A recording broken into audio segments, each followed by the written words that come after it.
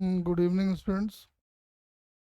और आज हम लोग स्टार्ट कर रहे हैं सर्कुलर मोशन, और इसी से जुड़ा हुआ है वर्क पावर एनर्जी भी।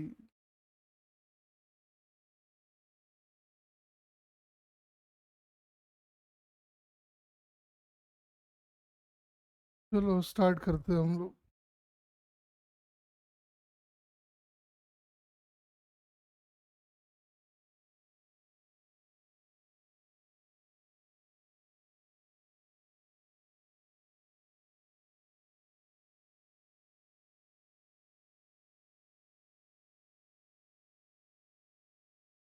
तो आज शुरू करते हैं जरा।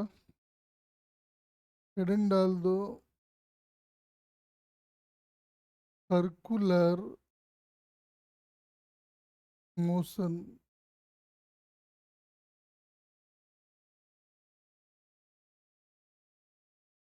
नीचे लिख लो, in this type of motion, in this type of motion body और particle,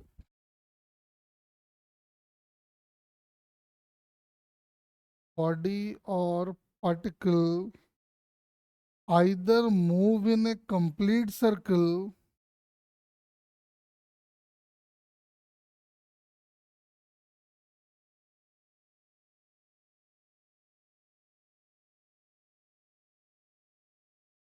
either move in a complete circle or in a part of a circle।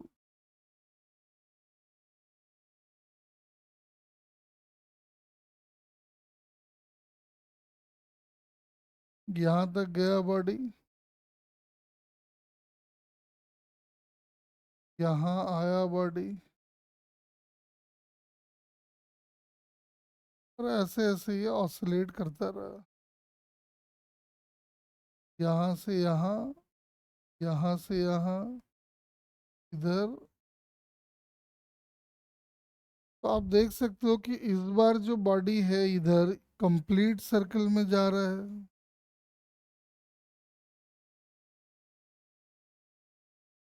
और यहाँ अगर देखो तो पार्ट ऑफ ए सर्कल में जा रहा है। ठीक है। दो छोटी छोटी बातें पहले तो आपको ध्यान रखनी है। तो जैसे कि हम लोग अभी तक पढ़ रहे थे ट्रांसलेशनल मोशन, मतलब पार्टिकल हमको एक स्ट्रेट लाइन में भागता हुआ दिख रहा था। इस चैप्टर में पार्टिकल हमको स्ट्रेट लाइन में भागता हुआ नहीं, एक सर्कल या फिर पार्ट ऑफ ए सर्कल में भागता हुआ दिखेगा। वहां पे बॉडी के मोशन को डिफाइन करने के लिए हमने वेलोसिटी, एक्सलरेशन, डिस्प्लेसमेंट सब डिफाइन किए थे। तो सर्कुलर मोशन में भी हम लोगों को डिफाइन कैसे, वहां पे हम बोलते थे linear displacement, linear velocity, linear acceleration. तो यहाँ को बोलते हैं angular displacement, angular velocity, angular acceleration. ठीक है। तो हम पहले चाहते ये है कि हम लोग काइनेमेटिक्स में इन सब के बारे में बहुत डिटेल में पढ़े हैं। तो हम इन्हीं का फायदा लेके आपको सर्कुलर के भी आइडियाज बड़े आराम से समझा देंगे कैसे। और शुरुआत करते हैं। हेडिंग डालो, relation between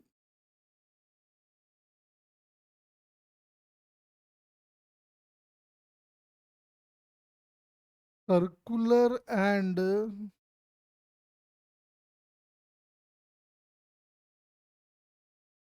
translational motion.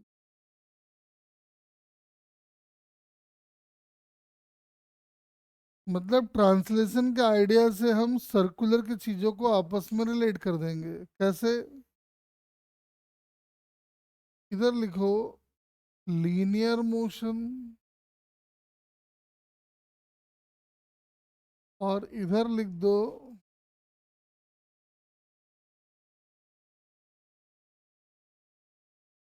Circular motion.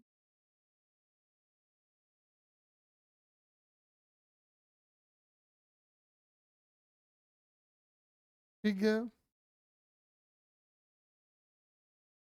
Number one, वहां पे सबसे पहले हम लोग पढ़ते थे लीनियर डिस्प्लेसमेंट।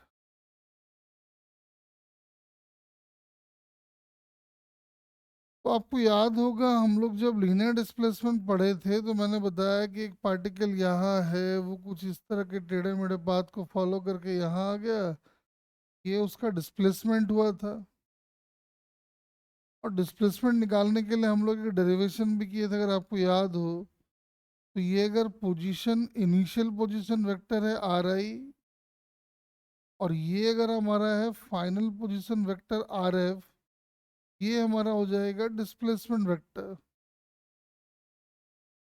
और ये जो actual length of path covered है ये हमारा डिस्टेंस हो जाएगा। तो याद होगा हमने वैसे तो करके दिखाया है कि डिस्प्लेसमेंट वेक्टर जो आती है वो आती है आर एफ माइनस आर आई। और आर एफ का मतलब है final position vector minus initial position vector. ठीक है। तो अगर हमको फाइनल पोजीशन वेक्टर मिल जाए और इनिशियल पोजीशन वेक्टर मिल जाए तो हम लोग सब्ट्रैक्ट करके डिस्प्लेसमेंट वेक्टर निकाल लिया करते थे, याद होगा। तो जो काम ट्रांसलेशन में लीनियर डिस्प्लेसमेंट का है वही काम सर्कुलर में करता है एंगुलर डिस्प्लेसमेंट।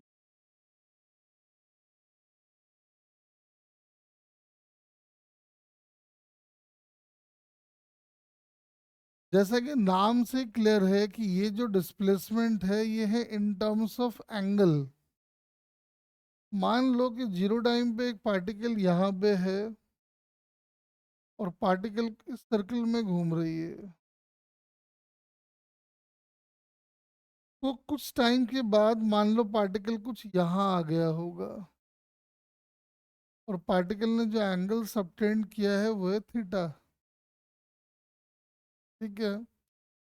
पार्टिकल आ गया यहाँ से यहाँ, यानी पार्टिकल ने डिस्टेंस ट्रैवल किया, ये पार्टिकल ने डिस्प्लेसमेंट ट्रैवल किया ये, और एंगुलर डिस्प्लेसमेंट ट्रैवल किया ये, यानी कि displacement in terms of angle. Theta is called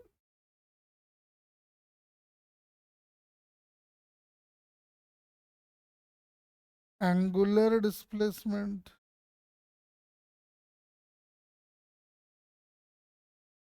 ठीक है। मतलब जो काम वहाँ लीनियर डिस्प्लेसमेंट का था, आप बोलते थे देखो यहाँ पे है, कुछ देर के बाद वो यहाँ आ गया तो इतना डिस्प्लेसमेंट ट्रैवल किया, फिर वैसे ही पहले यहाँ था कुछ देर के बाद यहाँ चला आया तो कितना एंगल सबटेंड किया, that is called angular displacement. ठीक है।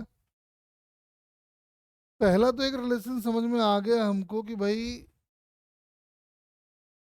जो काम ट्रांसलेशन में इसका है, जो काम ट्रांसलेशन में लीनियर डिस्प्लेसमेंट का है, सर्कुलर में वही काम एंगुलर डिस्प्लेसमेंट का है। लेकिन हाँ एक बात ध्यान रखना, इस एंगुलर डिस्प्लेसमेंट में थोड़ा सा ट्विस्ट है। ये जितने भी क्वांटिटीज है ना they are called angular quantities, और इनका डायरेक्शन निकालने का एक बड़ा यूनिक तरीका होता है। यूनिक तरीका ये होता है कि आप क्या करें, राइट हैंड रूल यूज करें। राइट हैंड रूल यूज करना है, ध्यान से सुनना। स्टार्टिंग में वेक्टर जहां था अपने फिंगर के हाथ के इस वाले पोर्शन को उसके ऊपर रख दो, और अपने फिंगर्स को कर्ल कराओ। जैसे बॉडी रोटेट हो रही है ना, फिंगर्स को वैसे ही कर्ल कराओ। दिखाई पड़ रहा है, देखो।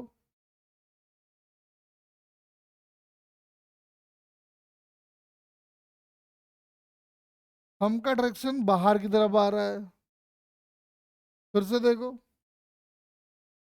यहाँ पे था पहले रेडियस वेक्टर, अब रेडियस वेक्टर ऐसे घूम गया, थंब का डायरेक्शन बाहर। तो आप बोलोगे जो एंगुलर डिस्प्लेसमेंट आ रहा है उसकी जो डायरेक्शन है वो के कैप के अलोंग है।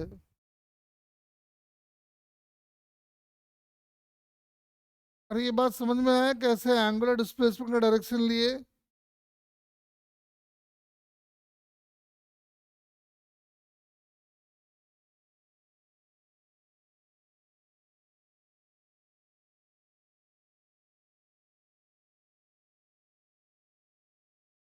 हाँ सुनो, अब एक चीज और देखो, इसी में एक छोटा सा बात नीचे लिख लो नोट करके। Small angular displacements are considered as,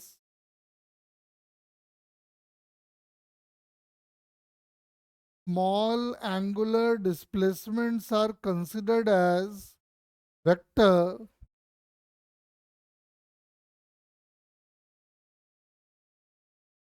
whereas large angular displacements are considered as scalar.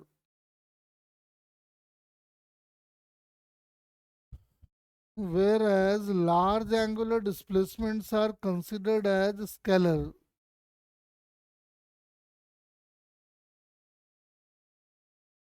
बात को समझाने के लिए नहीं है,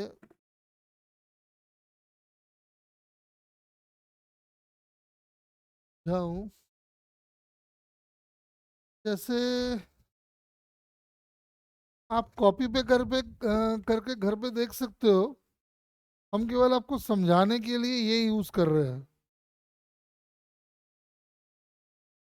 सबको दिखाई पड़ रहा है ये?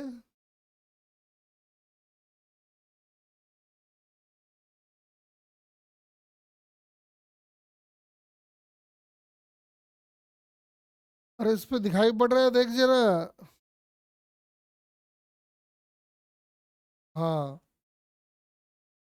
मेरा कहना है कि जो स्मॉल एंगुलर डिस्प्लेसमेंट होता है वो होता है वेक्टर, और लार्ज एंगुलर डिस्प्लेसमेंट जो है वो होती है स्केलर।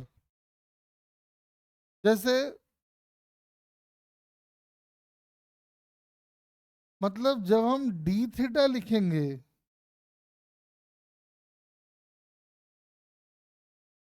जब हम लिखेंगे डी थीटा तो वेक्टर का साइन लगाएंगे, लेकिन जब लिखेंगे डेल्टा थीटा तो वेक्टर का साइन नहीं लगाएंगे। तो D theta small angular displacement है,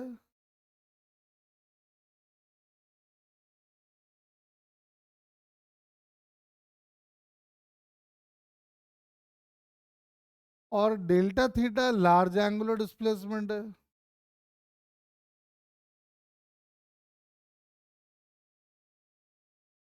तो आपके दिमाग में आ रहा होगा कि सर ये कहना चाह रहे हैं कि लार्ज एंगुलर डिस्प्लेसमेंट जो है वो वेक्टर नहीं होता है, स्मॉल एंगुलर डिस्प्लेसमेंट जो है वो वेक्टर होता है। यही ना? तो तेजस जी पिछले क्लास में कहाँ गायब था?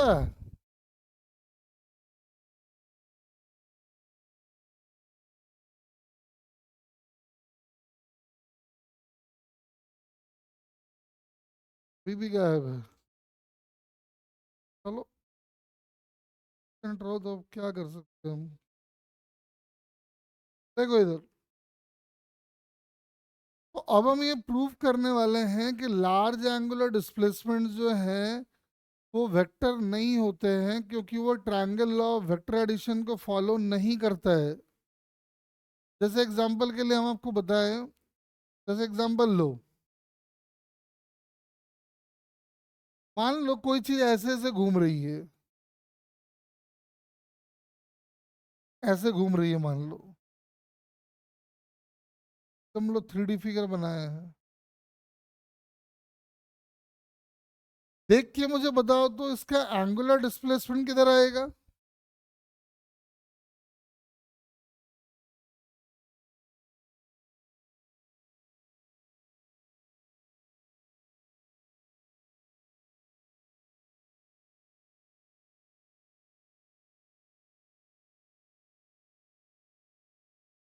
मान लो एक बॉडी ऐसे ऐसे घूम रही है, उसका एंगुलर डिस्प्लेसमेंट किधर आएगा बताओ जरा।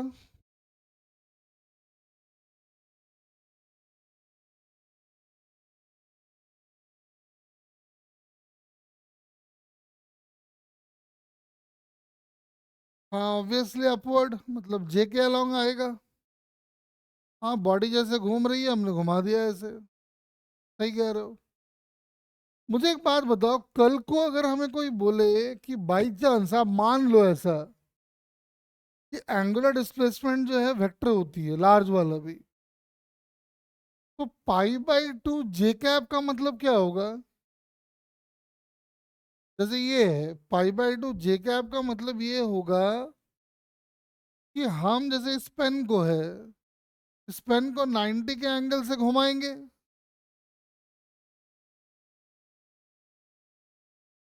एंगुलर डिस्प्लेसमेंट मैं हम ये बोल रहे हैं कि अभी आप मान लो कि लार्ज एंगुलर डिस्प्लेसमेंट भी वेक्टर होता है, और nine pi by two J cap का मतलब होगा कि 90 के एंगल से घूमना है और डायरेक्शन रखना है ऊपर। क्या समझ में आ रहा है कि हमको ऐसे घूमना पड़ेगा? तो ये पेन है तो ऐसे घुमाएंगे। बोलो।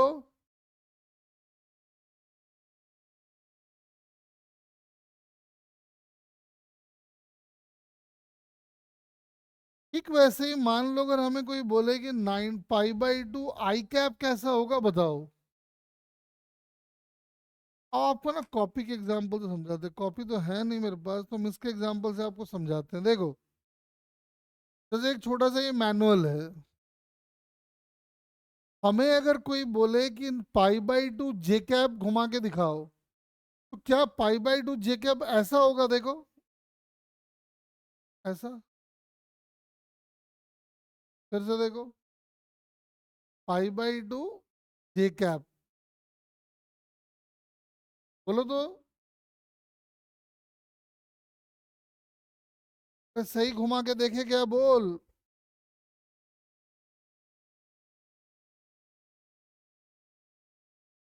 मान लो कि हमें कोई बोले कि पाई बाई टू आई कैप घुमाओ, ध्यान से देखना।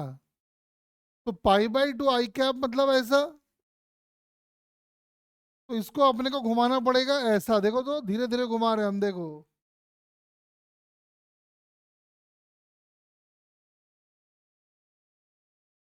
क्या पाई बाई टू आई कैप का यही मतलब है बताओ?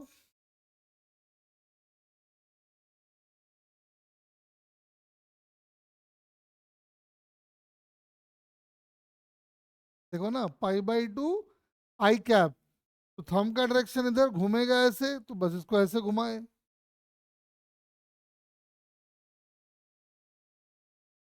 अब रहता है कौन कि मान लो हमको चाहिए पाई बाई टू के कैप। ध्यान से देखो तो पाई बाई टू के कैप कैसे घुमाएंगे? तो पाई बाई टू के कैप का मतलब ऐसे घुमाना पड़ेगा अपने को, थंब का डायरेक्शन इधर।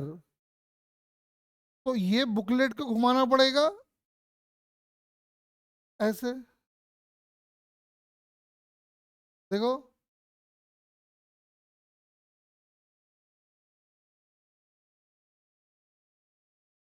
क्या प्रैक्टिकली आप एंगुलर डिस्प्लेसमेंट कैसे घुमाना है समझ पाए क्या?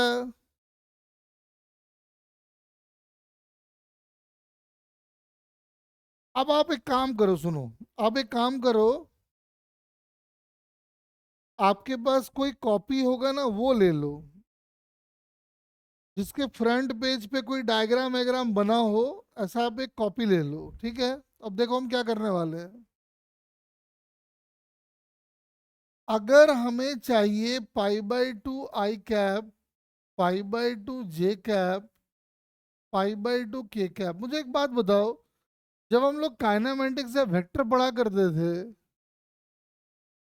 तो अगर हमें तीन वेक्टर का रिजल्टेंट निकालना है, तो अगर हम ए में बी को ऐड करें और फिर सी को ऐड करें, या फिर पहले ए और सी को ऐड करके उसमें बी को ऐड करें, या फिर सी और ए को ऐड करके उसमें बी को ऐड करें, तब आंसर एक आया करता था, अलग अलग आया करता था?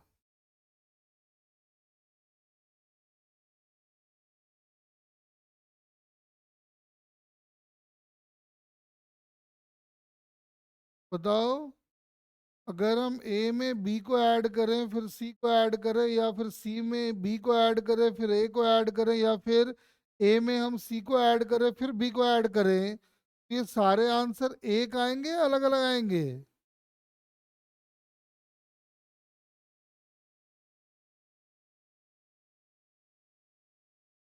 मैंने बताया था कि जो वेक्टर्स हैं ये लोग पैरेललोग्राम लॉ वेक्टर एडिशन को फॉलो करता है।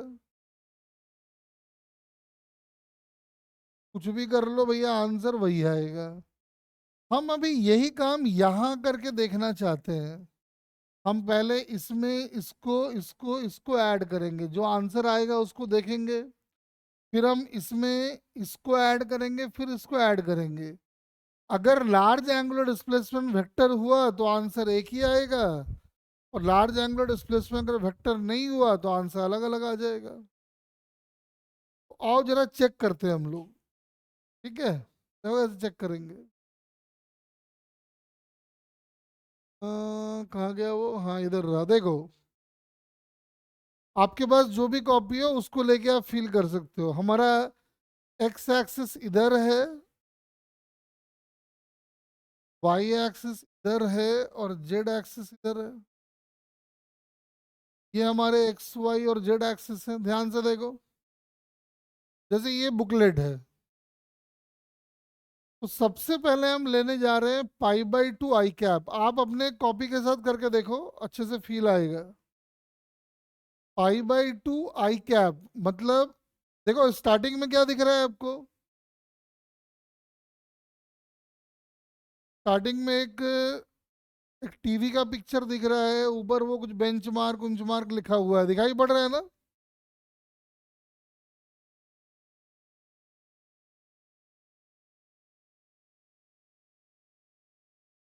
दिख रहा है ना, ये देखो। नहीं, ये जो लिखा हुआ है उसको ध्यान से पढ़ लो। पढ़ा जा रहा है, देखो तो।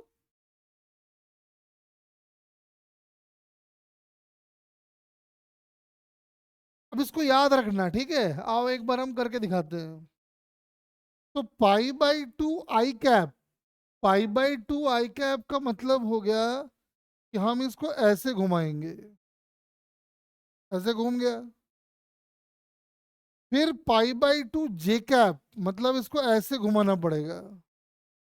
तो इसको पकड़ के 90 से घुमा दिए ऐसे। और फिर पाई बाई टू के कैप, मतलब इधर, यानी इसको घुमाना पड़ेगा ऐसा।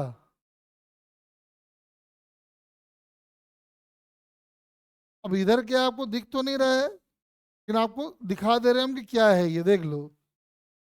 वही चीज जो पहले आपके सामने था अब इधर दिख रहा है। बोलो, ये बात क्लियर है? हाँ जी। अब चलो, अब एक काम करते हैं। अब हम पहले पाई बाई टू आई कैप में पाई बाई टू के कैप ऐड करेंगे, फिर pi by two J cap add करेंगे। देखते हैं सेम आंसर आता है कि नहीं आता है। तो pi by to I cap मतलब ये घुमा ऐसा, देख लो स्टार्टिंग में मैंने वही रखा है, कोई चीटिंग वीटिंग नहीं किया, देख लेना। तो pi by to I cap मतलब ऐसे घुमा दिए। और फिर पाई बाई टू के कैप, पाई बाई टू के कैप का मतलब है ऐसे घुमाना पड़ेगा, यानी कि ऐसे घुमा दिए। और फिर pi by two J cap, तो pi by two J cap का मतलब है कि ऐसे घुमाना पड़ेगा। तो आप देखो ये हमें मिल रहा है ऐसा। मतलब जो मेरी तरफ है वो हम आपको दिखा रहे हैं, देख लो। ऐसा दिख रहा है मुझे अपनी साइड पे, इधर। तो मुझे एक बात बताओ, जब मैंने आई में जे को ऐड किया, जे में के को ऐड किए, या फिर जब हम आई में के को ऐड किए और फिर जे को ऐड किए, दोनों आंसर सेम आ रहे हैं डिफरेंट आ रहे हैं?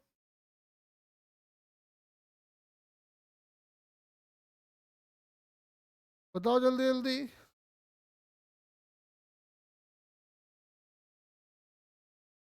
आप चाहो तो इसको अपने घर पे कॉपी पे करके देखो, जल्दी करके देखो और मुझे बताओ। आप अपने घर पे कॉपी पे करके देखो। आप कुछ भी ले लो, आई जे के ले लो, या फिर जे के आई ले लो, कुछ भी एक रैंडमली लेके देख लो।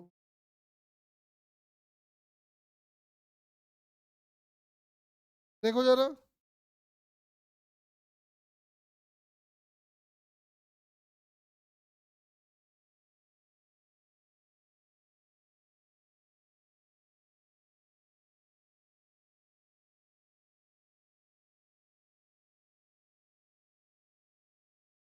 आप आई जे के लोगे तो अलग आंसर मिलेगा, जे आई के लोगे तो अलग आंसर मिलेगा। देखो आप अपने कॉपी पे करके देख सकते हो।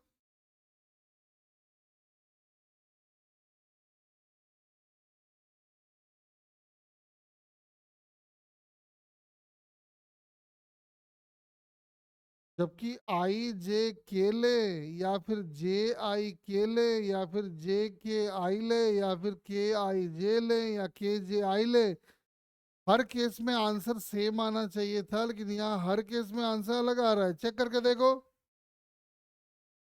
प्रैक्टिकली फील हो जाए तो बताओ।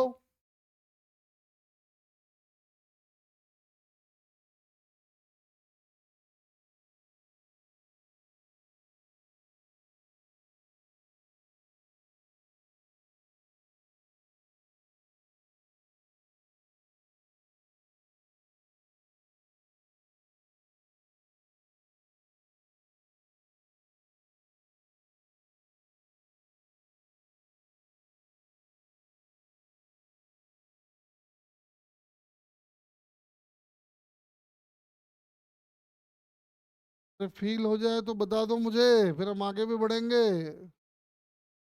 किसको किसको ये फील हुआ कि आई जे के का ऑर्डर फॉलो करे और कोई दूसरा ऑर्डर फॉलो करे, मतलब आई के जे का, तो आंसर अलग अलग मिल रहा है।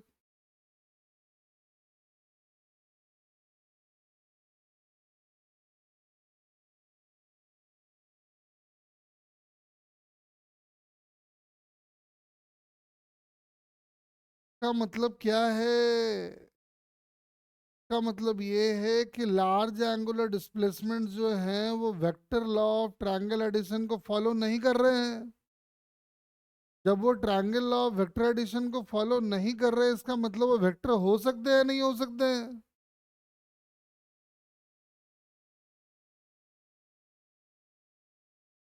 इसीलिए मैंने बोला कि लार्ज एंगुलर डिस्प्लेसमेंट जो हैं वो वेक्टर नहीं होते हैं, लेकिन small angular displacements are considered as vector. बहुत छोटा छोटा मूवमेंट होता है। ध्यान रखेंगे, जब भी आपको डी थीटा नजर आएगा तो वेक्टर साइन लगाना है, डेल्टा थीटा नजर आएगा तो वेक्टर साइन नहीं लगाना है। बताओ, एंगुलर डिस्प्लेसमेंट का आइडिया क्लियर हुआ?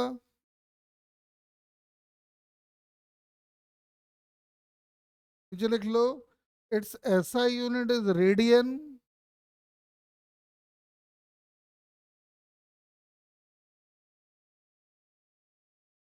It's SI unit is radian. चलो, अब फिर से आ जाओ कि कॉलम में आ जाओ, जो हम लिख रहे थे। लीनियर वाली साइड पे आप लिखेंगे number 2, the rate of change of, यह काम करो, हेडिंग डाल दो linear velocity.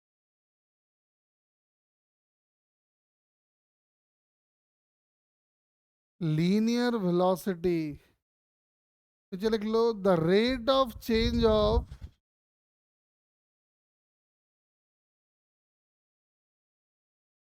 The rate of change of linear displacement,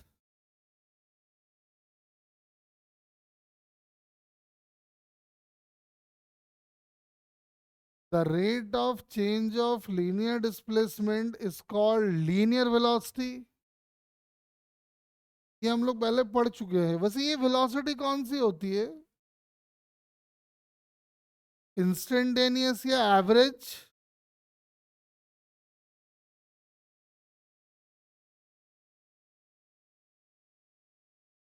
हाँ जी, ये वाली वेलोसिटी कौन सी होती है, इंस्टेंटेनियस या एवरेज?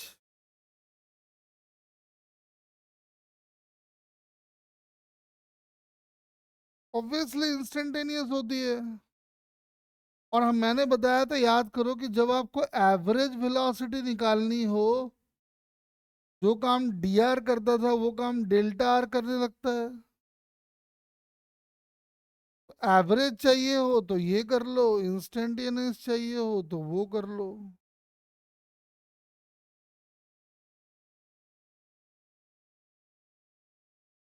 ये इंस्टेंटेनियस, ये एवरेज।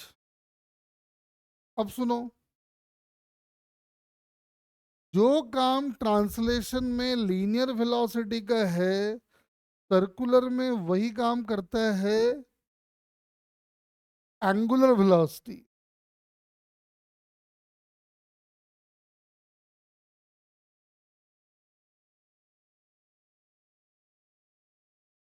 डेफिनेशन भी बिल्कुल वही है, the rate of change of angular displacement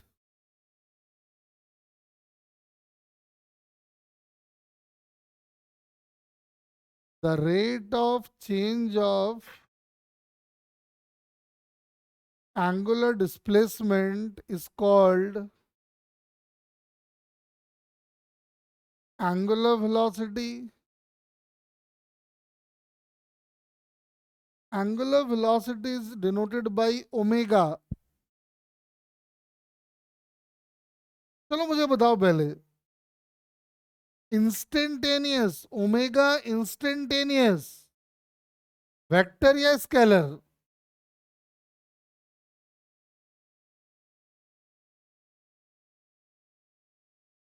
बताओ, ओमेगा इंस्टेंटेनियस, एवरेज या स्केलर, सॉरी, वेक्टर या स्केलर?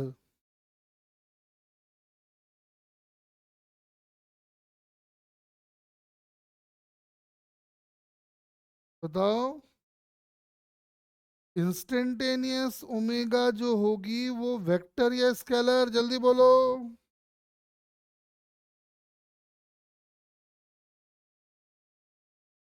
Obviously vector. अरे, ओमेगा का मतलब है D theta by D T, और डी थीटा बाई तो छोटा एंगल है, तो यहाँ वेक्टर लगाओगे तो यहाँ तो वेक्टर लगेगा ही लगेगा।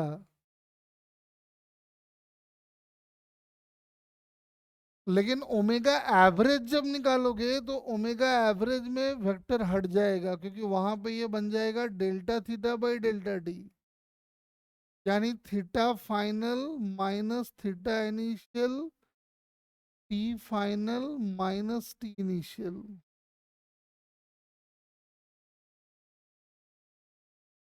एंगुलर वेलोसिटी की ऐसा यूनिट लिख लो, रेडियन पर सेकेंड।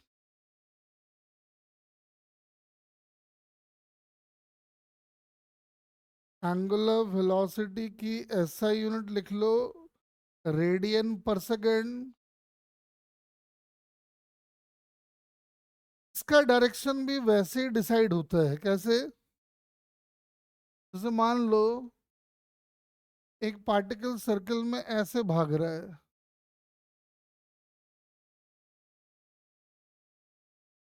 तो पार्टिकल जिस सेंस में रोटेट हो रही है, अपने फिंगर्स को उसी सेंस में कर्ल कराए, हम का डायरेक्शन एंगुलर वेलोसिटी का डायरेक्शन बताएगा।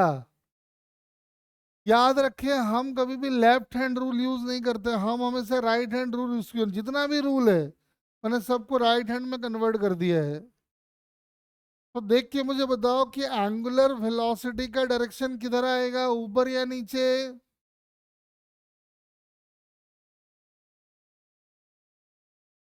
What is the direction of angular velocity, upward या डाउनवर्ड? तो आप बोलोगे जो ओमेगा है वो इस सेंस में है। कल को मान लो ऐसे घूमने लगा बॉडी, तो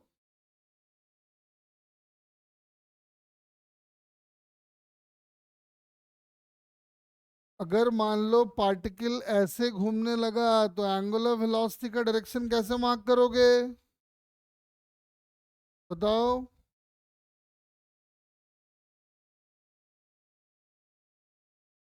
समझ में आ रहा है कि भाई पार्टिकल ऐसे घूम रहा है तो एंगुलर वेलोसिटी ऐसे आ जाएगा, इधर मार्क कर दो।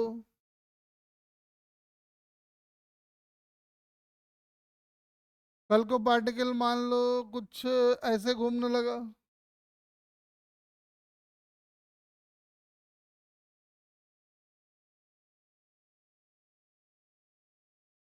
देखो तो।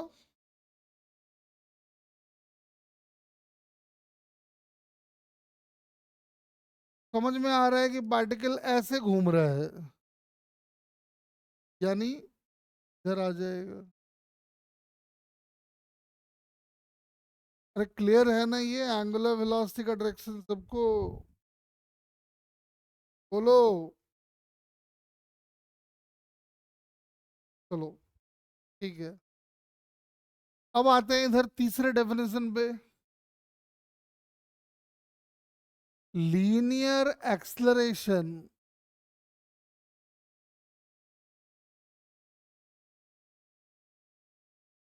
लीनियर एक्सलरेशन डेफिनेशन वही। The rate of change of linear velocity is known as linear acceleration. The rate of change of linear velocity is called linear acceleration. यानी a is equal to dv by dt.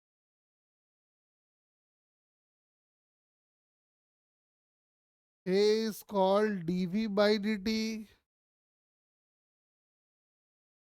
आपको पता है कि ये हमारा instantaneous acceleration है, यानी कि अगर हमको एवरेज एक्सलरेशन निकालना पड़े तो हम लिखेंगे delta v by delta d, और डेल्टा का मतलब हो जाएगा v f minus v i over t f minus t आई।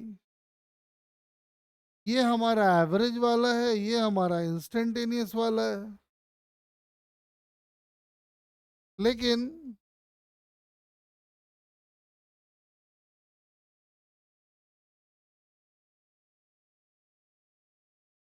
जो काम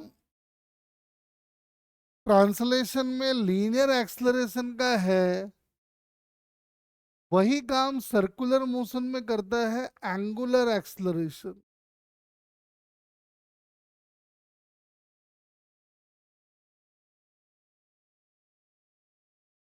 एंगुलर एक्सलरेशन अल्फा से रिप्रेजेंट करते हैं इसको।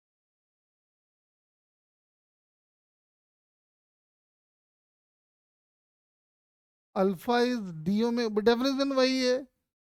The rate of change of angular velocity is called angular acceleration, चाहो तो लिख भी लो। The rate of change of angular velocity is known as angular acceleration.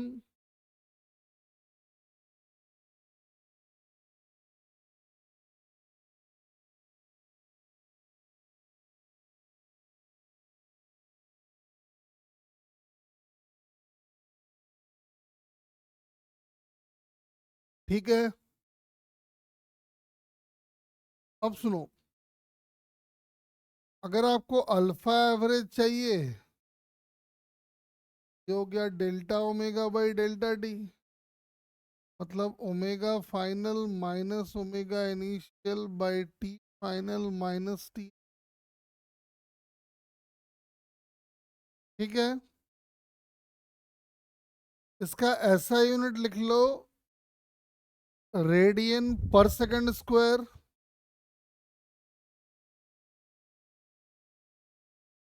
का ऐसा यूनिट हो जाना है रेडियन पर सेकंड स्क्वायर।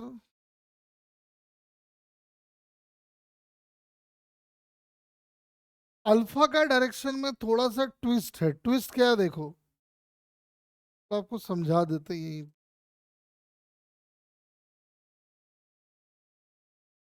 देखो,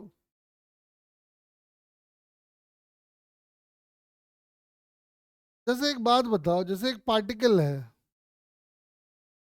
पार्टिकल ने ऐसे चलना स्टार्ट किया और पार्टिकल की स्पीड टाइम के साथ बढ़ रही है। इसका मतलब एक बात तो कंफर्म है कि यू और ए दोनों सेम डायरेक्शन में है, या फिर यू और ए के बीच का एंगल एक्यूट है। और वन डायमेंशन मोशन अगर हो रहा है, इसका मतलब यू और ए दोनों सेम डायरेक्शन में है। बताओ।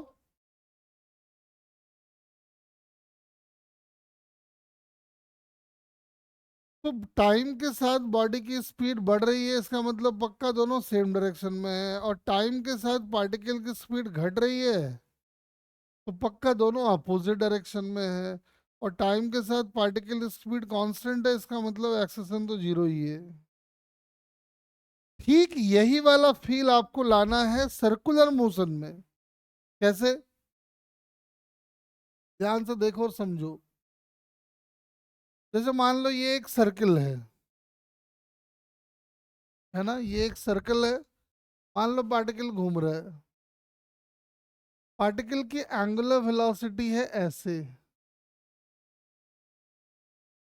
एक पार्टिकल जो यहाँ पे है, उसकी वेलोसिटी होगी इधर।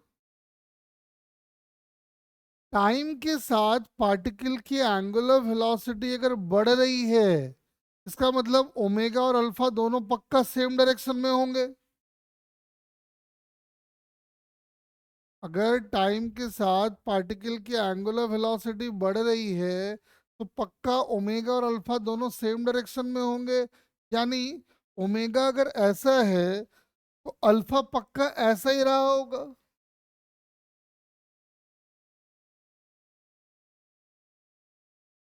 क्या मतलब टाइम के साथ इसका ओमेगा बढ़ने वाला है। अब एक दूसरा केस ले रहे हैं हम लोग। मान लो ओमेगा है ऐसे, और हम देख रहे हैं कि टाइम के साथ पार्टिकल की स्पीड घट रही है। तो टाइम के साथ पार्टिकल की स्पीड अगर घट रही है, तो ओमेगा और अल्फा दोनों सेम सेंस में होंगे या अपोजिट?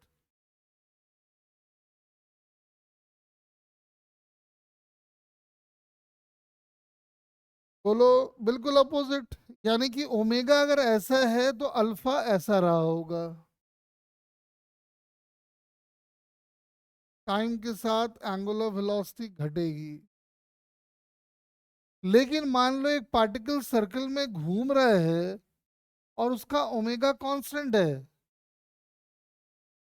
तो ओमेगा अगर कांस्टेंट है, तो उस पार्टिकल का अल्फा क्या होगा?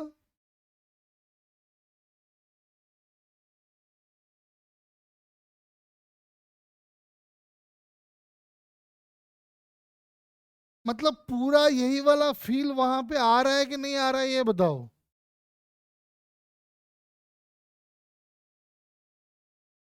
हम चाहते हैं कि धीरे धीरे ये वाला पूरा फील आपको यहाँ आ जाए। तो इसमें क्या होगा कि हमको दो बार काइनेमेटिक्स सीखने में हमको बहुत टाइम लगता है, तो वो टाइम हमारा वेस्ट ना हो। चलो ठीक है, देखो। अब इतनी कहानी का मतलब क्या हुआ? इतनी कहानी का मतलब ये हुआ कि ट्रांसलेशन में जो काम डिस्प्लेसमेंट का है, सर्कुलर में वही काम थीटा करेगा। जो काम वहाँ लीनियर डिस्प्लेसमेंट करता था, वही काम यहाँ पे एंगुलर डिस्प्लेसमेंट करे, एंगुलर वेलोसिटी करेगा। जो काम वहाँ लीनियर एक्सेशन का था, वही काम यहाँ पे एंगुलर एक्सेशन करेगा। अभी तक तो इतना ही कहानी समझ में आया है। आओ देखते हैं जरा। यानी इधर जो हमारे काइनामेटिक्स के लॉज बनेंगे, वो क्या क्या बनेंगे देख। Is equal to D S by D T, A is equal to D V by D T. और एक और बनाए थे, याद होगा, A is equal to V D V over D S. ये तीन लॉज जो है, ये fundamental laws of linear kinematics है। ये फंडामेंटल लॉज ऑफ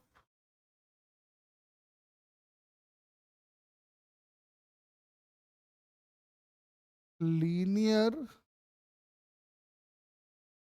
काइनेमेटिक्स। तो मुझे एक बात बताओ, अगर ये तीनों fundamental laws of linear kinematics हैं, तो fundamental laws of circular kinematics क्या होंगे? तो पहला इक्वेशन तो इसी को पकड़ो। पहला मिलेगा omega is D theta by D T. दूसरा यहां से मिलेगा alpha is D omega by D T. और तीसरा ठीक वैसे ही जैसे हमने इसको बनाया था वहां पे, याद करो, और फिर से बना देते हैं। डी थीटा से मल्टीप्लाई, डी थीटा से डिवाइड, दिख रहा है? ये हमारा ओमेगा होगा, यानी आंसर हो गया omega D omega by D. ये fundamental laws of linear kinematics हैं, तो ये fundamental laws of circular kinematics हैं। जब कुछ नहीं काम आएगा तो यही फंडामेंटल काम आएगा। Fundamental laws of circular kinematics.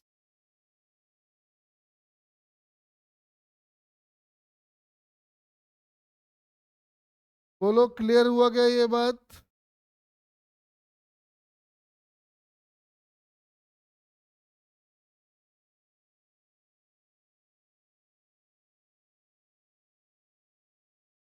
अब सुनो, अब मुझे एक बात बताओ, सर्कुलर काइनेमेटिक, या ऐसे लिखो, इक्वेशन ऑफ काइनेमेटिक्स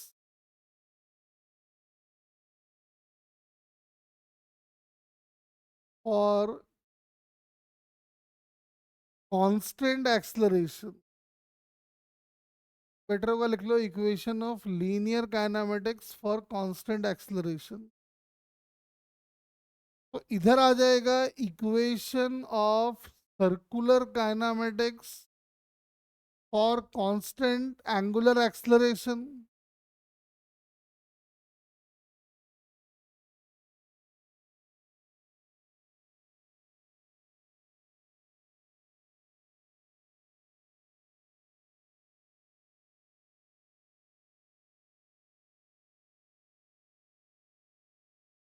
नोट करो।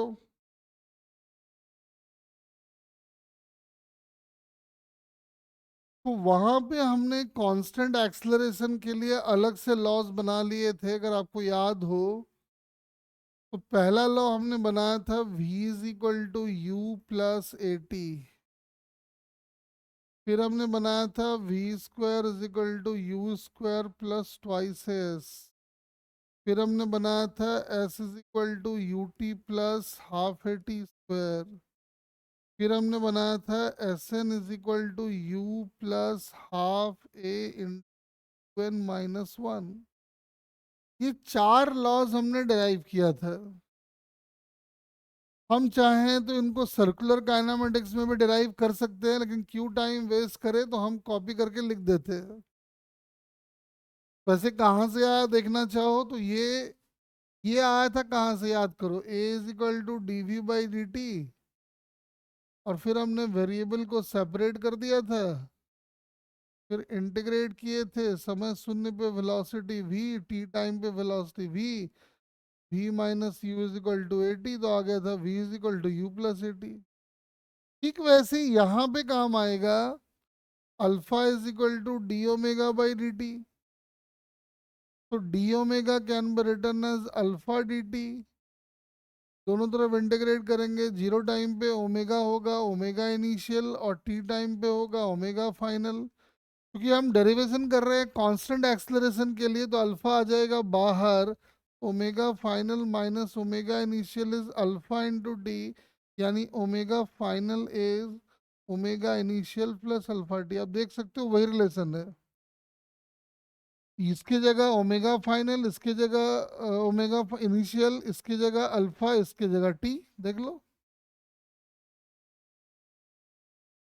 क्या बाकी सब भी आप ऐसे ड्राइव कर लोगे?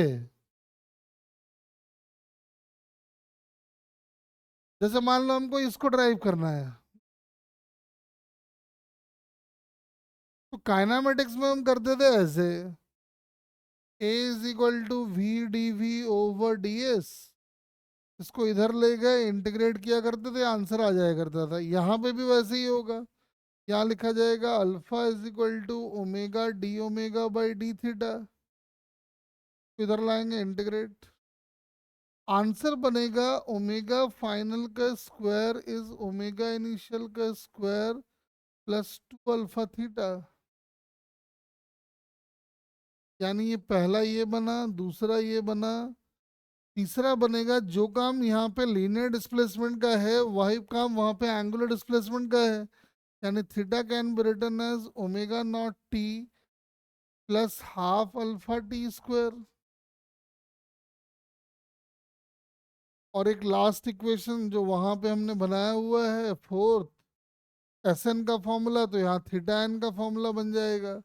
वहाँ पे यू आता था तो यहाँ ओमेगा इनिशियल आ जाएगा plus half alpha into two n minus. आप देख सकते हो कि सारा फॉर्मूला वहीं से कॉपी कर दिया हमने। क्या कोई भी डेरिवेशन जरूरत पड़ने पे डिराइव कर सकते हो? इन सब के फंडामेंटल्स यही हैं, ये यही है सारे फंडामेंटल। जो मर्जी आए घुमाओ फिराओ यहीं से ड्राइव कर लो। बोलो कर लोगे?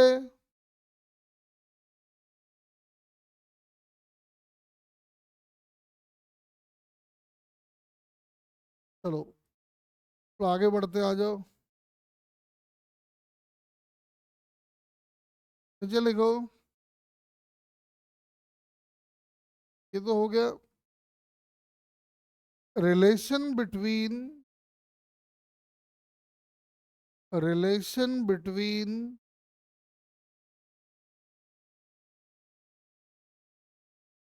The variables of circular motion and translation motion.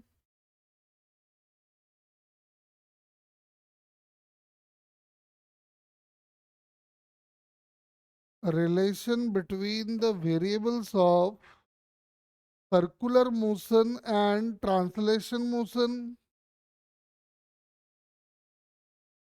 जैसे मान लो कि ये एक पार्टिकल है जो सर्कल में घूम रहा है,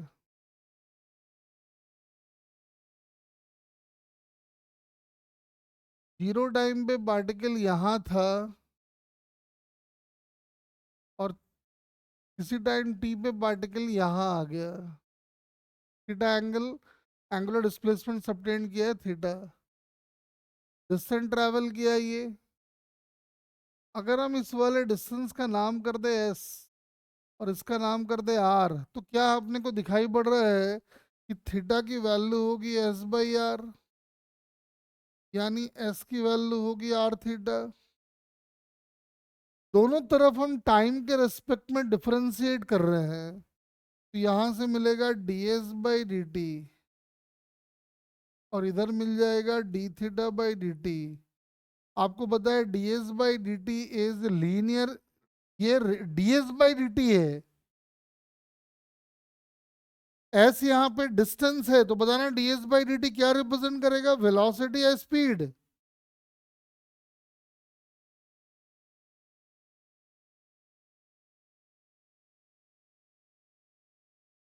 D S by D T क्या रिप्रेजेंट करेगा, स्पीड या वेलोसिटी या वेलोसिटी का मॉड?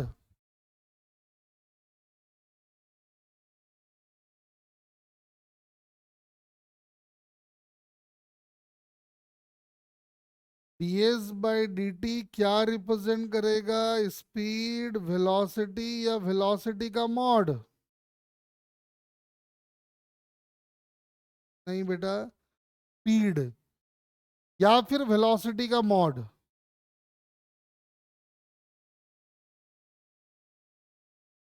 ये एक्चुअली वेलोसिटी तब आता है ना जब ये डिस्प्लेसमेंट लेते हैं, डिस्प्लेसमेंट तो है नहीं ये। तो दिस इज वी, वी का मतलब है लीनियर स्पीड, ओमेगा आर और ये d theta by D t हो गया omega. This v is speed और magnitude of velocity,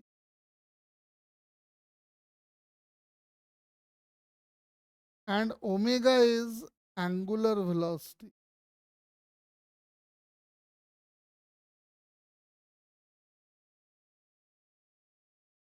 ठीक है, अब हम क्या कर रहे हैं, इसी इक्वेशन को फिर से एक बार डिफरेंशिएट कर देते हैं। अभी हम समझाएंगे आपको, बहुत डिटेल में समझाएंगे ये सब।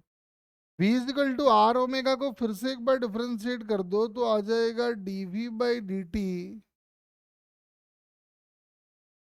इज इक्वल टू आर आ गया बाहर, और ये हो गया D omega by D T.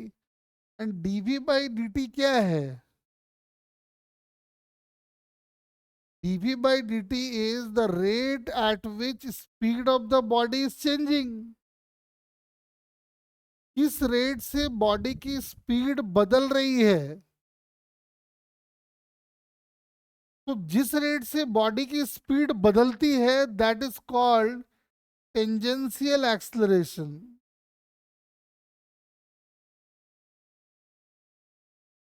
थोड़ा सा आप लिख लो, आपको डिटेल में सब समझाएंगे। और ये हमारा है d omega by D t, मतलब अल्फा, मतलब एंगुलर एक्सलरेशन।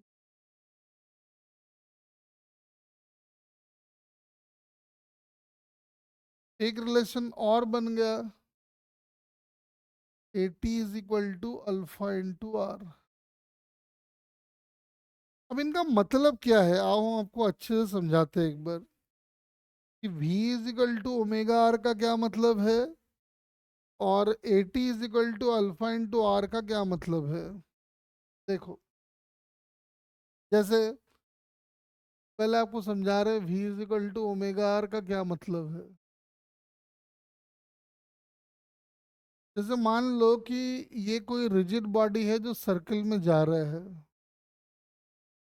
एक्सिस के अबाउट ये ओमेगा एंगुलर वेलोसिटी से घूम रहा है। जैसे आप देखते हो ना कि अगर हम साइकिल के टायर को पानी में डुबो दें और घुमाएं, पैडल को घुमाएं, तो जो वाटर ड्रॉपलेट टायर के साथ अटैच है वो किधर भागते हैं?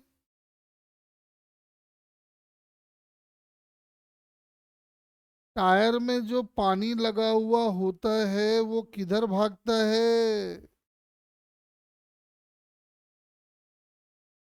Along the tangent. ये वही वेलोसिटी है जो होता है अलोंग द टेंजेंट। वैसे सारी वेलोसिटी टेंजेंट के अलोंग ही होती है।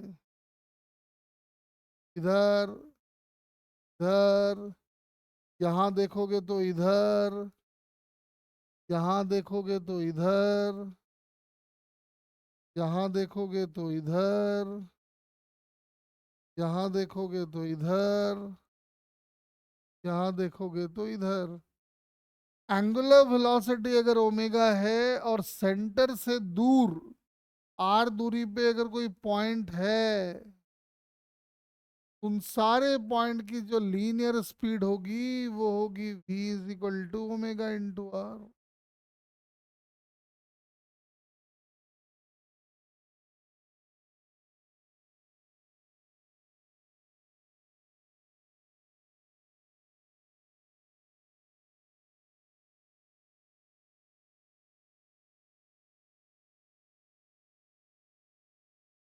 ठीक है,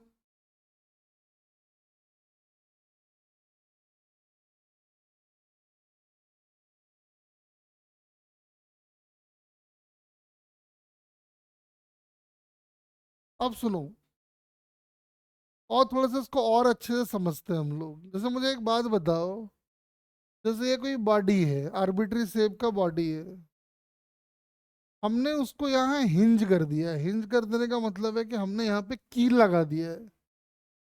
और कील लगाने का मतलब है कि बॉडी अब इस प्लेन में केवल रोटेट ही हो सकता है, ट्रांसलेट नहीं हो सकता है। मैंने क्या किया, इस बॉडी में मैंने दो पॉइंट पकड़ लिए।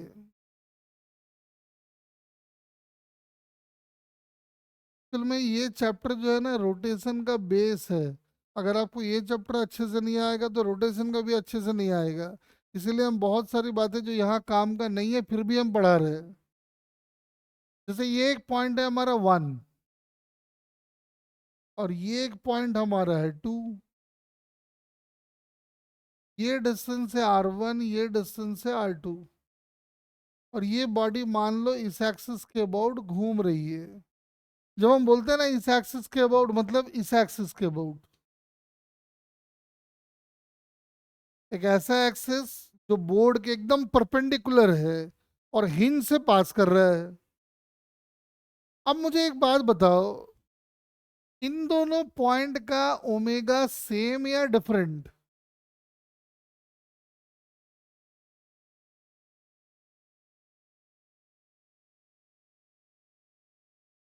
बताओ मुझे। इन दोनों पॉइंट का ओमेगा सेम या डिफरेंट, सोच के बताइए।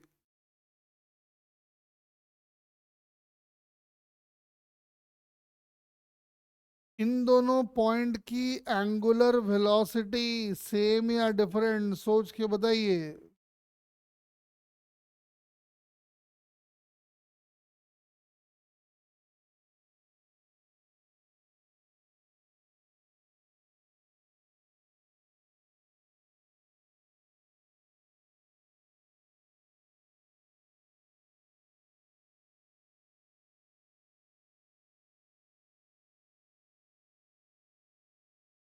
बताओ, दोनों पॉइंट का एंगुलर वेलोसिटी सेम या डिफरेंट? प्रभु जी कह रहे हैं सेम। बाकी बताओ, सोच के बताना जो भी बताना।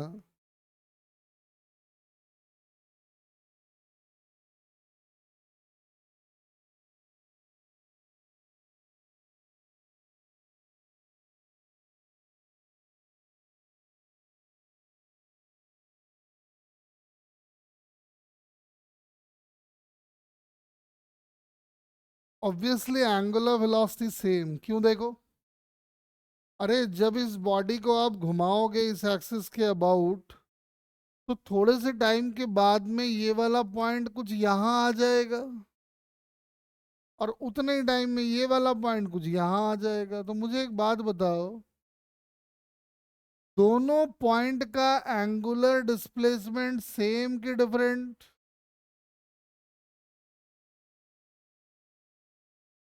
अगर हमने इस बॉडी को थोड़ा सा घुमाया तो ये पॉइंट यहाँ से यहाँ आ गया, और ये पॉइंट यहाँ से यहाँ, दोनों का एंगुलर डिस्प्लेसमेंट सेम या डिफरेंट?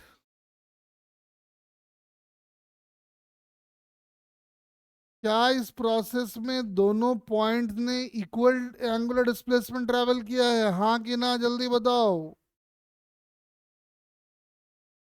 हाँ। क्या एंगुलर डिस्प्लेसमेंट ट्रैवल करने में दोनों को टाइम सेम लगा है?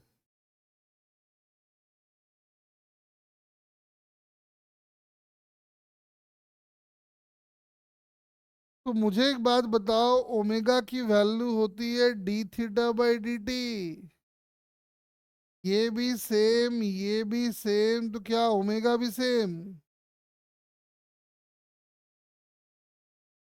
इसका मतलब एक बात समझ में आ गया कि जिस एक्सिस के बोर्ड बॉडी रोटेट हो रही है, पॉइंट वहां से दूर हो या नजदीक हो, ओमेगा दोनों का।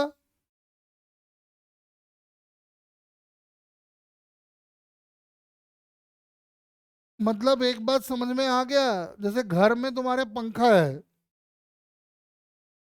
पंखा घूम रहा है, देखो पंखे को। क्या पंखे का हर एक पॉइंट का ओमेगा सेम है या डिफरेंट है? देखो तो।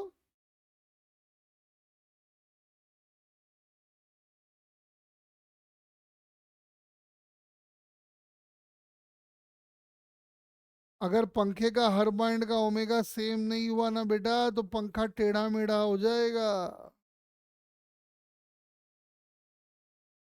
क्योंकि पंखे में हर एक पॉइंट को इक्वल टाइम में इक्वल एंगल घूमना पड़ेगा, नहीं घूमेगा तो पंखा या तो टूटेगा या तो टेढ़ा मेढ़ा हो जाएगा।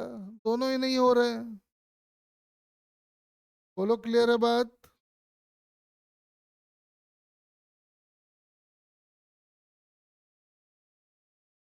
साइकिल को स्टैंड पे लगा के पैडल घुमाओगे तो मुझे एक बात बताओ, साइकिल के हर पॉइंट का ओमेगा सेम या डिफरेंट?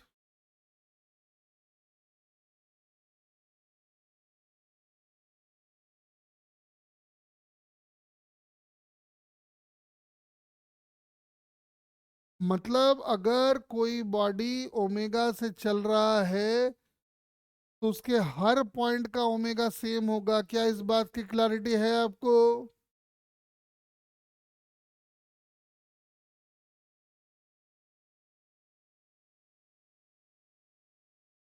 लेकिन अभी हमने पढ़ा है कि v की वैल्यू होती है ओमेगा इंटू आर, यानी जो पॉइंट एक्सिस से जितना ज्यादा दूर होगा उसकी लीनियर वेलोसिटी उतनी।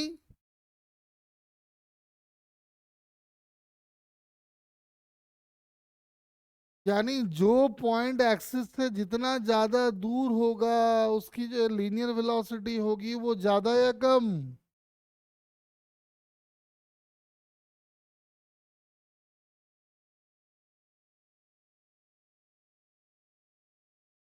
क्योंकि बेटा अभी हम लोग पढ़े v is equal to omega into r, omega हर पॉइंट का सेम, जिसका आर ज्यादा उसका v भी ज्यादा। समो, अरे सामू ऐसे भी देखना, सुन, तेरे सर के ऊपर पंखा घूम रहा है कि नहीं घूम रहा है ये बता।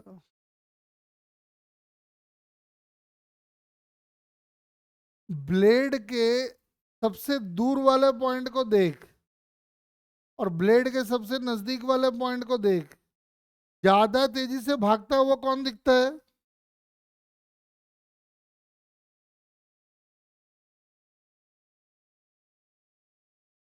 पास वाला ज्यादा तेजी से भागता हुआ दिखता है कि दूर वाला?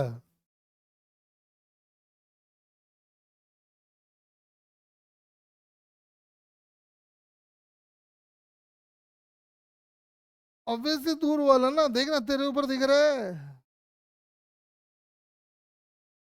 दूर वाला क्यों ज्यादा दूर दिख रहा है? क्योंकि ओमेगा सबका सेम है, जिसका आर ज्यादा उसका भी ज्यादा। तो मुझे एक बात बता, अगर मान ले एक साइकिल को हमने स्टैंड पे लगा दिया और साइकिल को स्टैंड पे हम लोग घुमा रहे हैं, तो अगर आपको साइकिल के स्पोक्स काउंट करने हैं तो आपको कहाँ देखना चाहिए? सेंटर के पास या रिम के पास?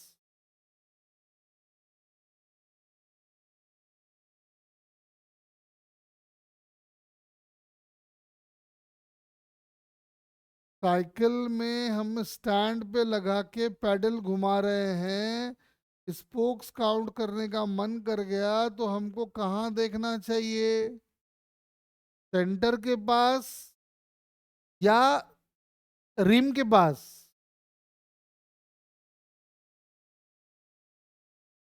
बोलो।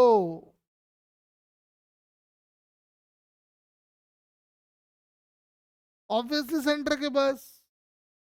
अरे जो सेंटर के नजदीक होगा उसकी वेलोसिटी कम होगी, जो वेलोसिटी कम होगी कम तेजी से भागता हुआ दिखेगा तभी तो हम काउंट कर पाएंगे। क्या थोड़ा सा ओमेगा और वी का फील आया क्या?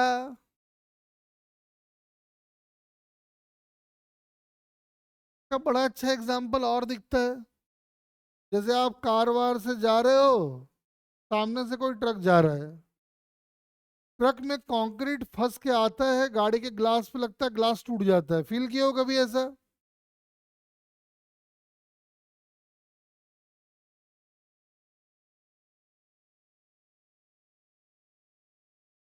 क्यों ऐसा होता है? जब जब कार जो ट्रक का टायर है, देखो क्या हो रहा है, ट्रक के टायर में जब कंक्रीट फंस के भागता है, चूंकि ट्रक के जो कंक्रीट जहां फंसा है वो टायर का मैक्सिमम दूरी वाला पॉइंट है, तो वेलोसिटी काफी ज्यादा होगी ओमेगा आर। तो पत्थर आ रहा है ओमेगा आर से, तुम भी गाड़ी भगा रहे हो इधर, तो पत्थर की वेलोसिटी कार के रेस्पेक्ट में तो और ज्यादा हो गया।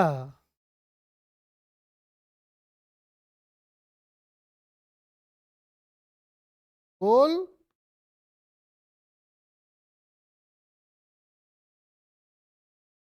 आप अगर स्टेशनरी रहो और तब कंक्रीट आके आपको लगे, और एक आप भी भाग रहे हो उसके पीछे पीछे, तो रिलेटिव वेलोसिटी जुड़ गया ना।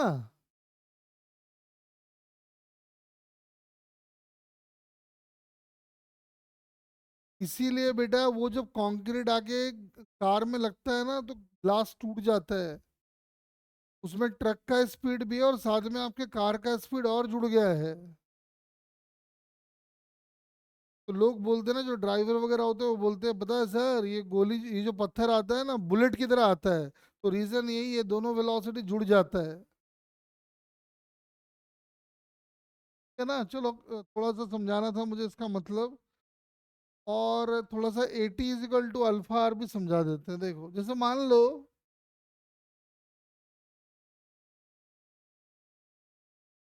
ये बॉडी अगर अल्फा एंगुलर एक्सलरेशन से मूव कर रहा है, तो आर दूरी पे यहां से कोई भी पॉइंट होगा तो वो इधर भागता हुआ दिखेगा अल्फा इंटू आर से। ये इस पॉइंट का एक्सलरेशन है अलोंग द टेंजेंट, इसलिए इसका नाम पड़ गया है टेंजेंशियल एक्सलरेशन।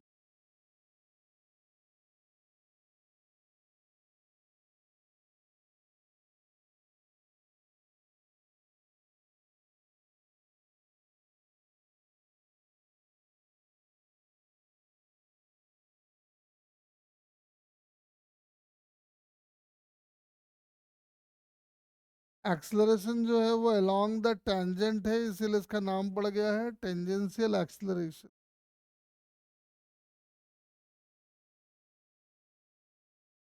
नोट कर लो।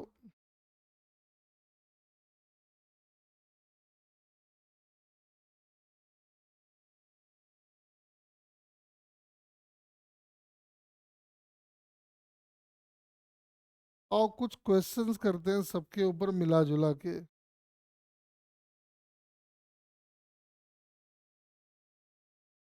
चलेगा। A particle starts rotating in a circle. A particle starts rotating in a circle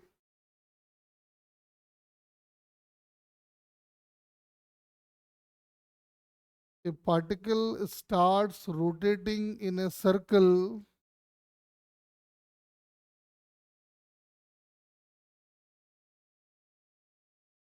a particle starts rotating in a circle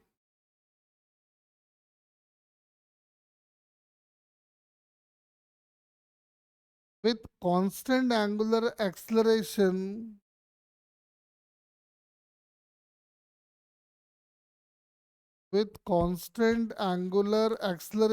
of 2 pi radian per second square.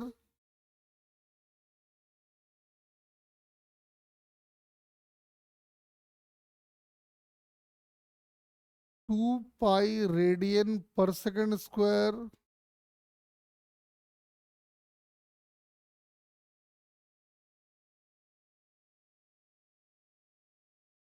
Find question का first part में angular velocity of the particle at the end of 2 and 4 second.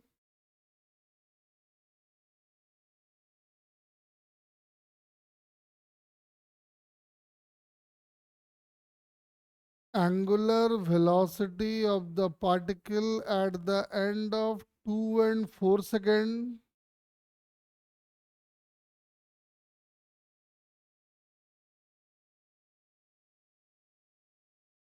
Next, angular displacement covered by the particle in first 4 seconds.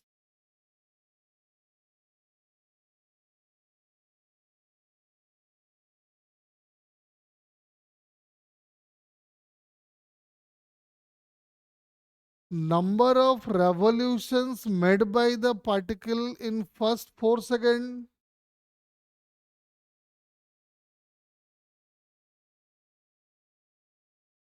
Number of revolution made by the particle in first 4 second.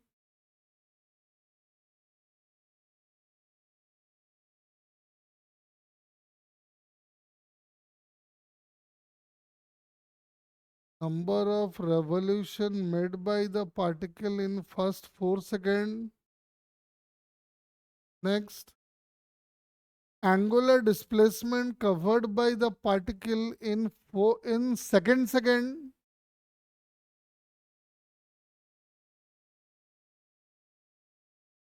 Angular displacement covered by the particle in the second.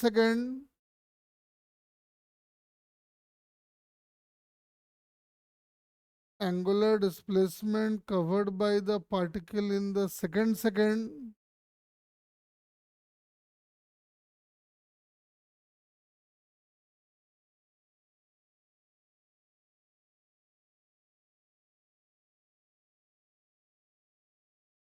Also calculate number of revolution made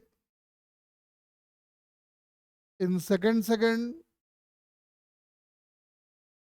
दूसरे second में कितना angular displacement travel किया और उस case में number of revolution. चलो इतना ही या एक काम और कर लो।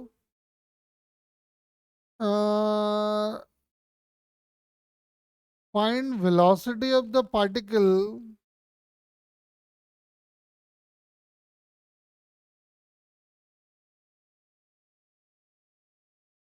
find velocity of the particle located on the circumference। Radius हम दिए थे ना 2 मीटर।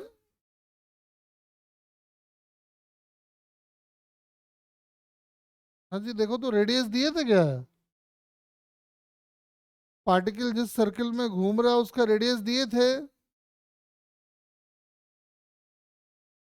तो सर्किल का रेडियस 2 मीटर ले लो। Calculate velocity of the particle located on the circumference of a circle of radius 2 meter।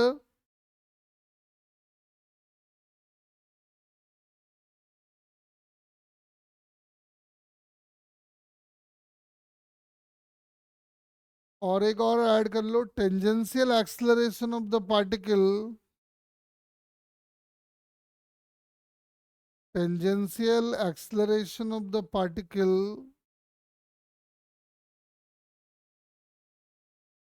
located on the circumference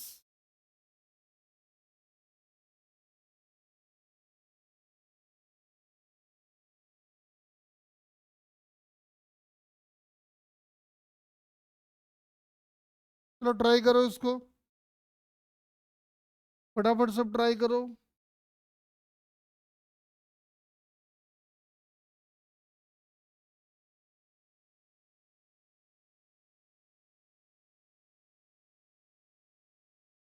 आराम से formula देखो क्या दिया है, क्या निकालना है।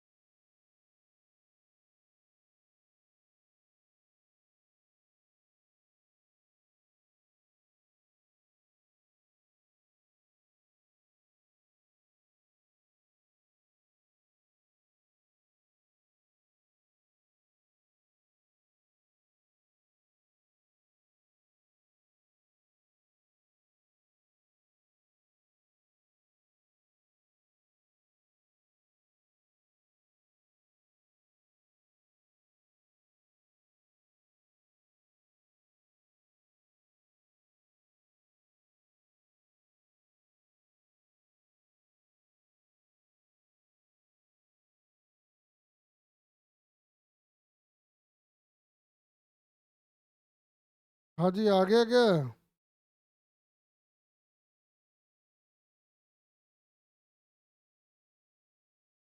फटाफट ट्राई करो।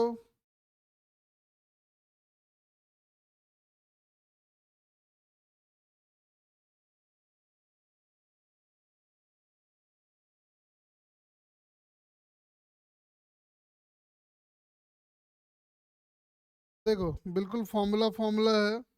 आओ अप्लाई कर लेते हैं। अल्फा की वैल्यू है 2 पाई रेडियन पर सेकेंड और ओमेगा इनिशियल है 0। आपको 2 और 4 सेकंड पे ओमेगा चाहिए तो आप लिख लो omega is equal to omega not plus alpha T कर लो, या omega final is equal to omega initial plus alpha T कर लो, बात एक ही है। ये 0, अल्फा 2 पाई, टाइम की वैल्यू डालते जाओ, 2 सेकंड पे निकालोगे ओमेगा तो 4 पाई आएगा, 4 सेकंड पे निकालोगे तो 8 पाई आएगा। तो काम हो गया। बी पार्ट में शायद एंगुलर डिस्प्लेसमेंट निकालना है, तो theta is equal to omega naught t plus half alpha t square. तो ये तो है नहीं, अल्फा की जगह 2 पाई डाल दीजिए, और 4 सेकंड था तो ऐसा कर दीजिए, ये आ गया 16 पाई। तो नंबर ऑफ रेवोल्यूशन अगर निकालना है तो थीटा/2 पाई कर लो, तो आप देख सकते हो 8 रेवोल्यूशन आ जाएगा। फिर इसी में एक क्वेश्चन में दिया हुआ था कि 2 सेकंड पे, एग्जैक्टली 2 सेकंड पे, तो थीटा अगर सेकंड सेकंड पे निकालना है, थीटा की वैल्यू अगर आपको सेकंड सेकंड पे निकालना है, तो आप क्या करें, थीटा 2 - थीटा 1 करें।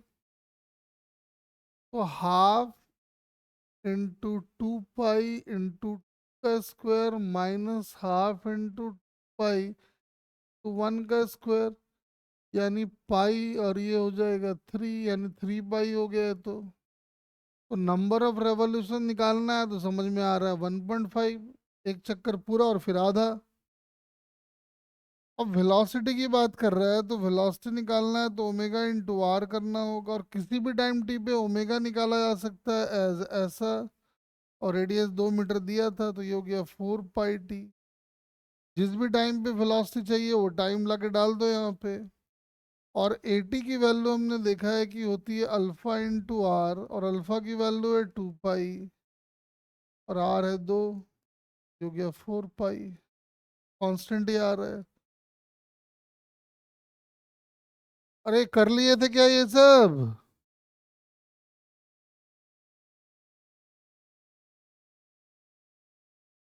अरे ये कर लिए थे या नहीं? नहीं किए, चलो कोई बात नहीं। और एक क्वेश्चन और कर लेते हैं।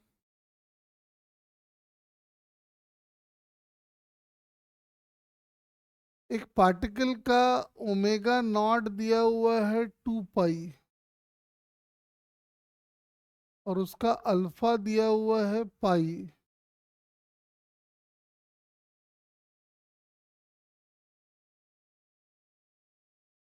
फाइंड करो omega at t is equal to 2 and 4 second, omega average at t is equal to 0 to 2 second,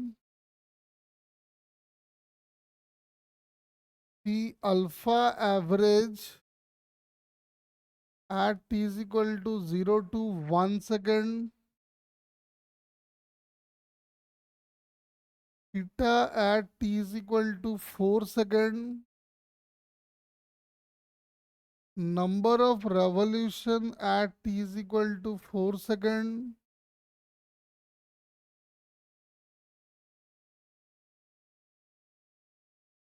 v at t is equal to 2 second, radius 2 metre ले लेना, और acceleration at t is equal to 2 second, radius जरूरत पड़े तो 2 metre ले लेना। चलो, सारे पार्ट का आंसर करके दिखाओ। प्योर फॉर्मूला फॉर्मूला है, फटाफट ट्राई करो।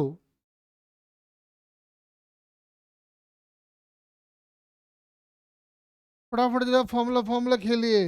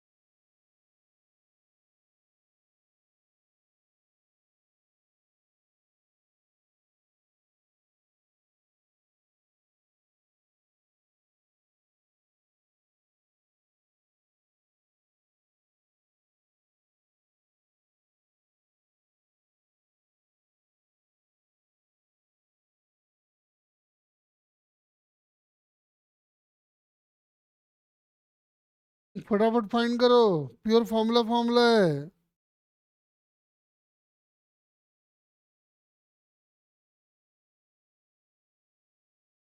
तुम सीधा सीधा फॉर्मूला लगाना है।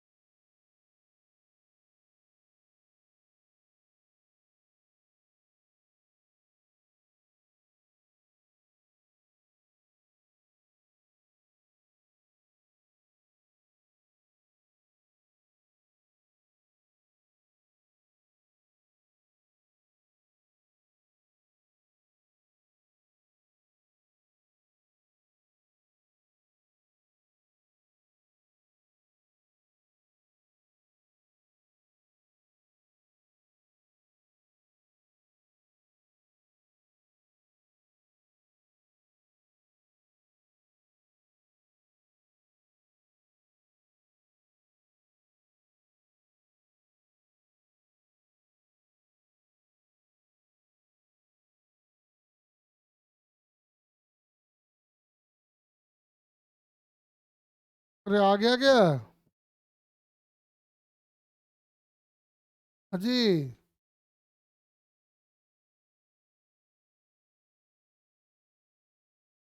कहाँ सन्नाटे में चले गए?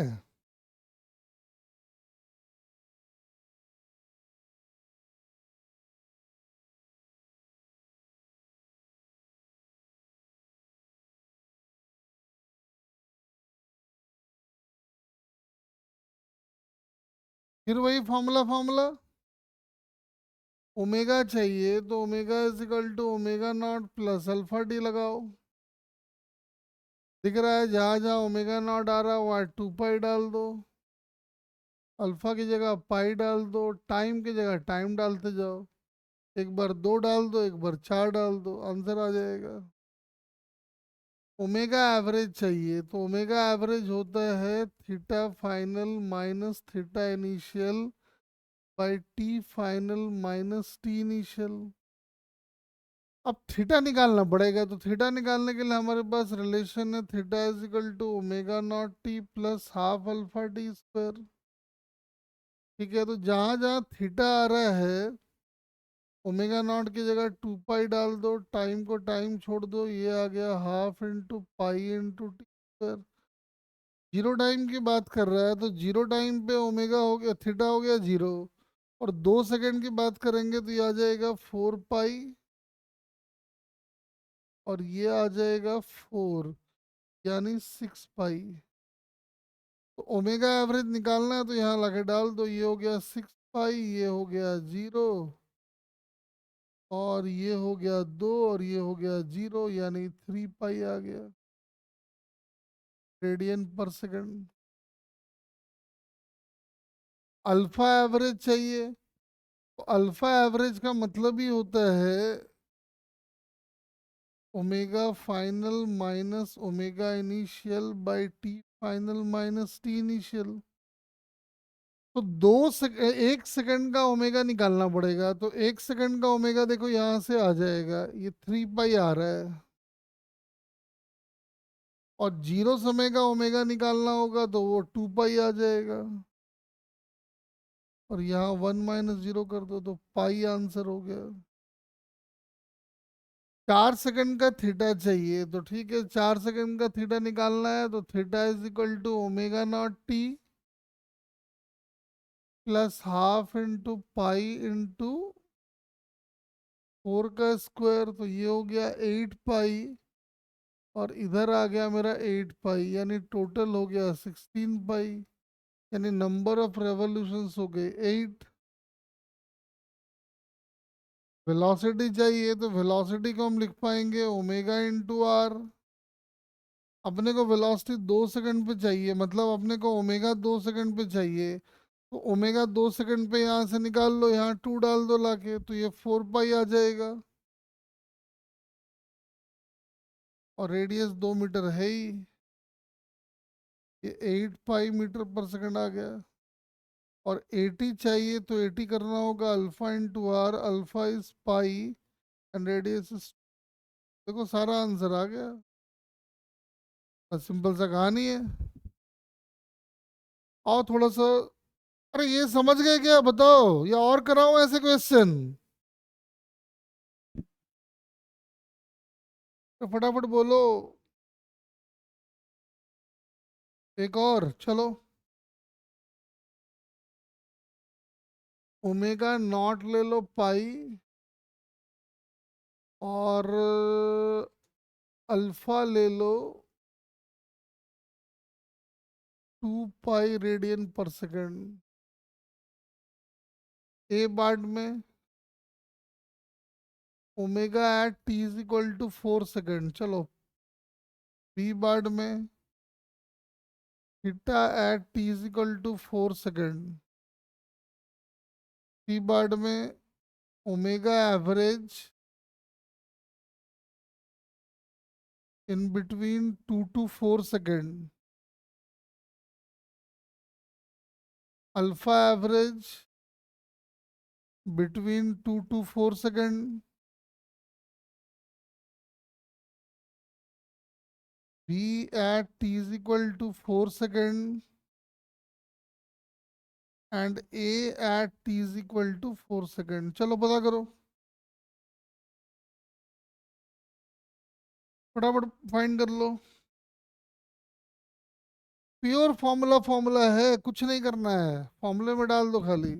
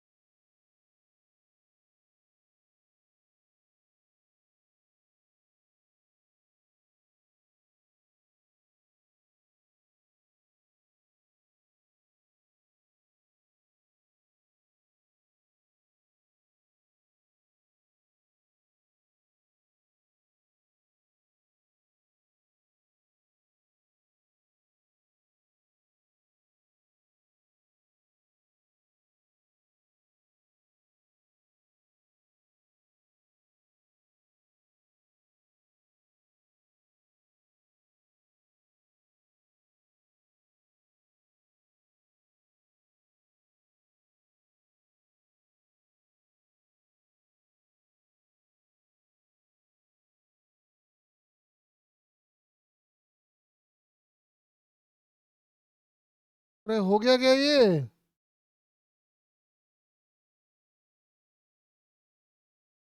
फटाफट। अरे सिंपल सा कहानी, एकदम फॉर्मूला फॉर्मूला खेल रहा है।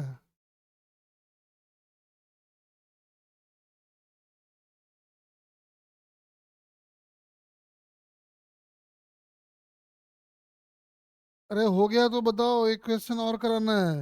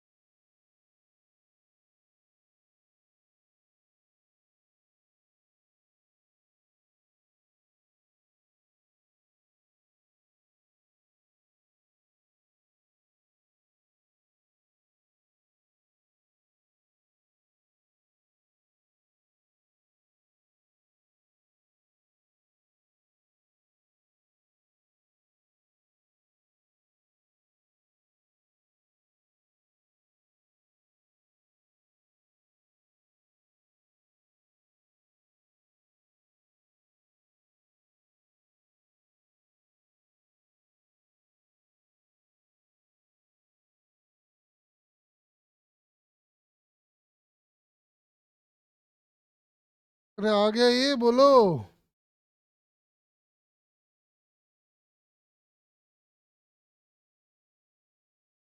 अरे मीनाक्षी देख, प्रभु जी हो जाएगा ये।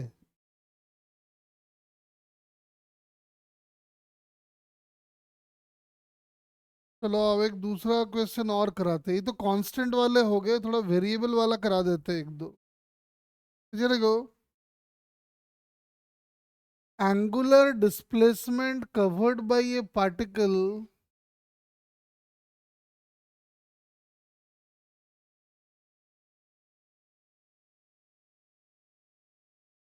angular displacement covered by a particle changes with time t as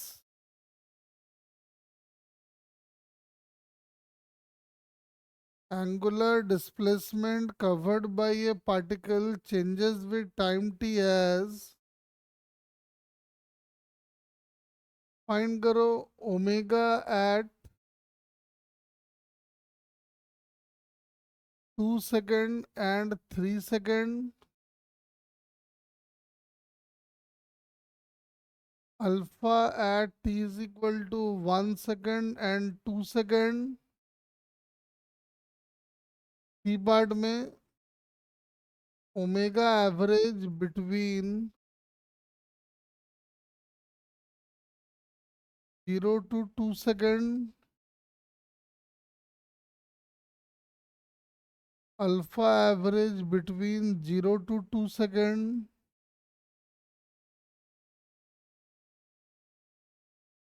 at what time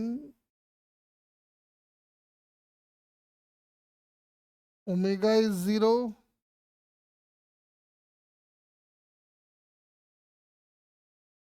particle जिस सर्कल में घूम रहा है उसका रेडियस है 2 metre, find v at t is equal to 2 second. चलो पता करो ये सब सारे के सारे।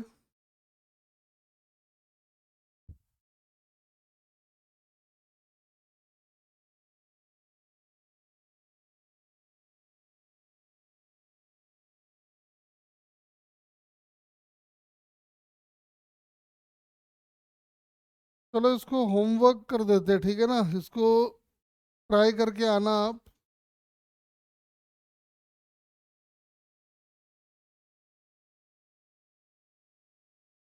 छोड़ देते हैं इसको, होमवर्क के तौर पे कर लेना आप। कुछ नहीं है, ओमेगा निकालना है तो D theta by D T omega निकालना, बस काइनेमेटिक्स में सब कर चुके हैं हम लोग। अरे ध्यान आ रहा है क्या? तो पूरी काइनेमेटिक्स को हम रिपीट कर रहे हैं। चलो यहीं पे इसको नोट्स जनरेट कर देते हैं।